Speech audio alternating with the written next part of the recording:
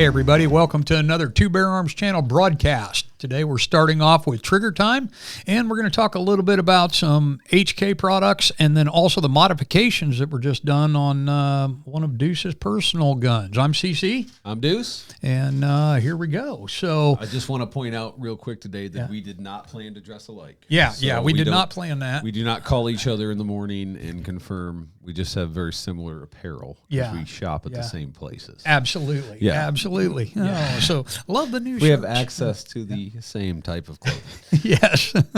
We shop at the same stores. So we don't normally go together, though. No. Okay. No. Okay. Yeah. Okay. So, hey, we're going to jump into some HK stuff here. And the modifications is really what we're highlighting here. So this video is not necessarily based around the brand itself, even though it's one of my favorite brands, as we know, but more so about customization. So tell us a little bit about the situation and what you did here. Okay. Well, a couple of podcasts ago, I talked about my P30L. Okay. And we've cleared this gun multiple times. Yep. All the guns are clear. Yep. P30L. This started out life as a California gun. I bought it used. And right off the bat, if you know what you're looking at with P30s or you looked at them before, you'll notice a straight trigger. I did a variety, mostly from the company Gray Guns parts. And this is their full steel construction straight trigger. Not something you see commonly on a double action semi-auto. Okay. Guys, and I'm a huge fan of double action, single action semi-autos for personal protection and for just general carry for me. I just like them better. Okay. I personally feel they're a little bit it's another layer of safety for me. And having little ones around that are crawling all over me all the time and stuff like that, I like having that long double action trigger pull. Now, this gun does have the safety, which would not have been my first choice, right? Because I got such a good deal on it. It's something that I just will choose not to use because I will carry this gun in double action mode for the first shot. And so I did the Gray Guns straight trigger, and then I also did the Gray Guns short reset kit. Right. Okay, and basically, if you look at it, that trigger reset is almost 50% shorter than what it used to be traditionally, which has made a huge difference. Replaced the trigger return spring with a lightweight one, did the main spring with their 10-pound competition spring. Now, guys, and then the firing pin block spring, I did their aftermarket lightened firing pin block spring as well. And, there's a lot of opinions on customizing of guns, especially for defense. Sure. Guys, I know what kind of ammo I'm going to be shooting in this gun at all times, and carrying in this gun. And so I have it specifically set up like everything else I shoot for my needs. Sure.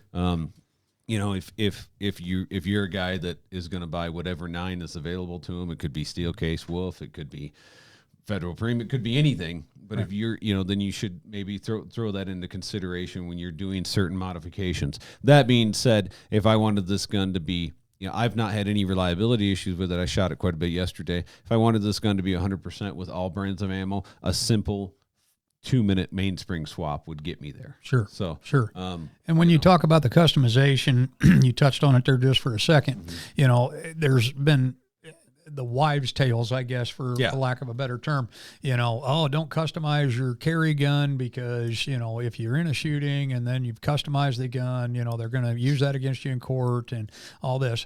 Okay, so understand the difference here, folks. What we're talking about is parts that are built by a manufacturer to meet specifications for safety and for operation of the gun.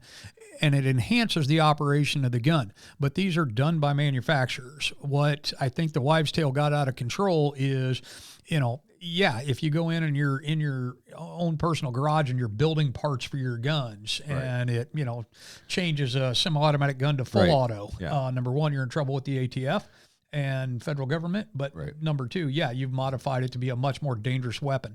In these cases where you're buying enhancing parts to enhance the feel, the accuracy of the firearm, there's no legal issue that, and there again, I'm not an attorney, but I did stay at a Holiday Inn a few times and spent a lot of years in law enforcement. So I'm telling you from that aspect is if it's factory parts that's being installed into the firearm, really see no relevance to it to where it's going to be an issue in court. In everything that was done in this gun did not change the basic concept function of it. Okay. Right. For example, the double action trigger pull on this gun is now a nice 8.5 pounds. Okay. Where it was, I think, over 12 before I started. Sure. The single action's now down to 3.5 pounds. Okay. Okay. Now guys say, oh, that's a light trigger. No, I shoot a 1 pound trigger in competition. Sure. So no, that's Sure. not a light trigger for me. Sure. And again, I don't suggest it for everybody, but for guys that are looking, and I can tell you that this made this gun, it was a great shooting gun to start with. It made it even more enjoyable to shoot, especially on the range, and their enhancements that helped me shoot the gun better. Sure. So, it just, we're not changing, basically you're no more liable. It'd be like saying you're more liable in a car crash because you put 20-inch rims on your Camaro. Right. Exactly. I mean, exactly. honestly. Yep. So, there's a lot of wives' tales on modifications, but I was very pleased. It was quite the project. Yeah. There are several installations in this gun that are fairly challenging, so I don't suggest it. If you have a hard time removing the slide on your semi-auto, I'd suggest not doing the modifications. You have yourself. to get the owner's manual out each time you want to clean the gun. Then probably have somebody trained professional put it in. I consider myself an above-average smith and tinkerer, and there's very little information available, so I kind of had to learn and learn some of that stuff on my own. But I would definitely do it again. Right. So, in fact, we have the P30 SK here. This one has a safety as well, but this is the compact version. And, I will likely end up with one of these, and I will promise you that I will do the exact same modifications I did to this. So when I'm looking for a more deep concealment gun, I will end up with an SK. So those are just, and then the VP series Grey Guns carries a full line of accessories for those as well. And, but that's a striker fired pistol. Sure. And just, there again, the P30, the original, or the latest design, I guess, from HK until they came out with the VP series, which is the striker-fired version of the P30. A lot of interchangeable parts, magazines, that type of thing. They just went to a striker-fired. There again, a little more economical as far as the upfront purchase of the gun, and then giving the striker-fired fans a striker-fired gun. Yep. I personally, VP9 SK, those are a couple of my go-to guns, and nothing wrong with a hammer-fired. I just, from my last several years in law enforcement, I was striker-fired, got used to that, got used to the consistency of the trigger pull each time, and went to the VP9 series, fell in love with it, and stayed with it ever since. Right. So, if you guys are looking to modify your guns, Grey Guns, there again, they don't pay us to advertise, but we do order a lot of parts from them. Wilson Combat has a lot of parts. They don't have them for the HKs currently, but they also have a lot of great parts that we purchase from also. Yeah.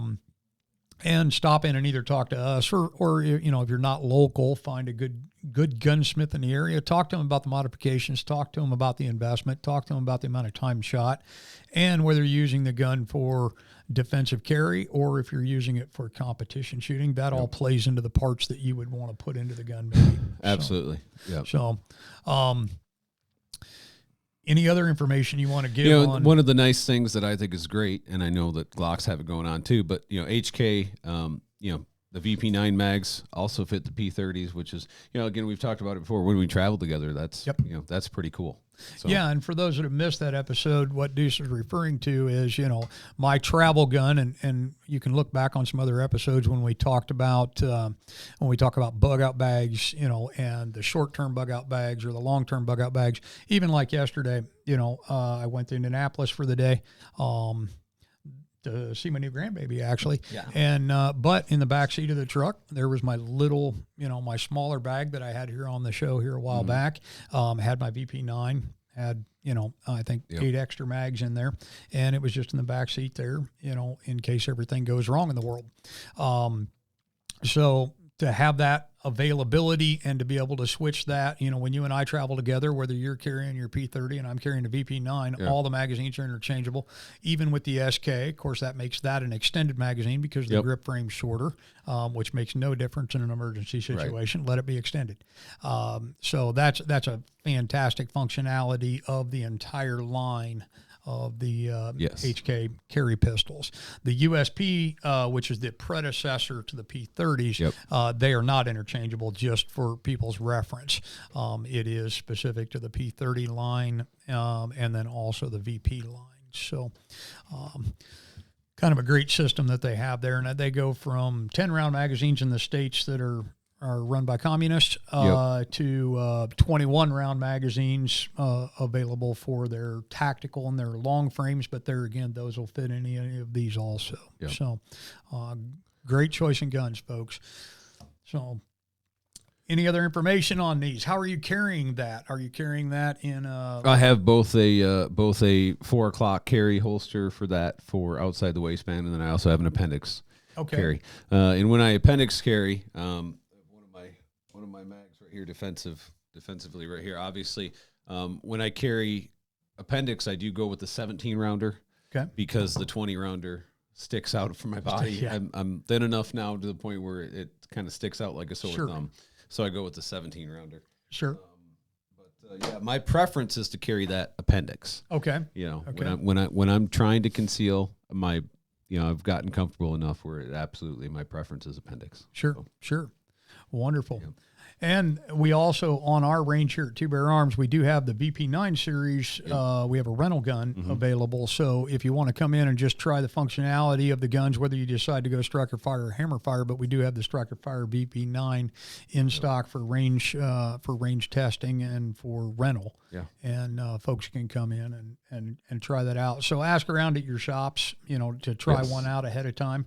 And also feel free to stop by and talk to us, because we love talking all guns, but HK is kind of one of our mainstay favorites. So, also for additional legal advice, let's talk about one of our show sponsors, and that's Jeffrey A. Smith. Tell a little bit about that. Yeah, the law office of Jeffrey A. Smith out of Oskaloosa, Iowa, and listener, and obviously one of our sponsors, and we appreciate his support. He's been practicing law for over 30 years. And a great gentleman. So if you're in the Iowa area, greater Iowa area, look him up if you're in need of some law services. And if you have some legal questions about gun modifications or concealed carry or any of that, give him a call. Tell him I promised you 10 free minutes of his time. Yep. There you go. So he'll appreciate that. Ooh. So 10 free minutes. Use coupon code hashtag Two Bear Arms. Two Bear Arms for a discount. Fast. Yes. He's gonna love that. There you go. You're welcome, Jeff. I appreciate it. We'll see you next month for sure. Yeah, absolutely. So we look forward to going out to the Iowa State shoot and seeing him. So, all right, wonderful. And I think that concludes this segment for today. It was nice and smooth and simple. Hope you folks enjoyed a little information there on that. And we're going to take just a short break and then move into our next segment. Stay tuned.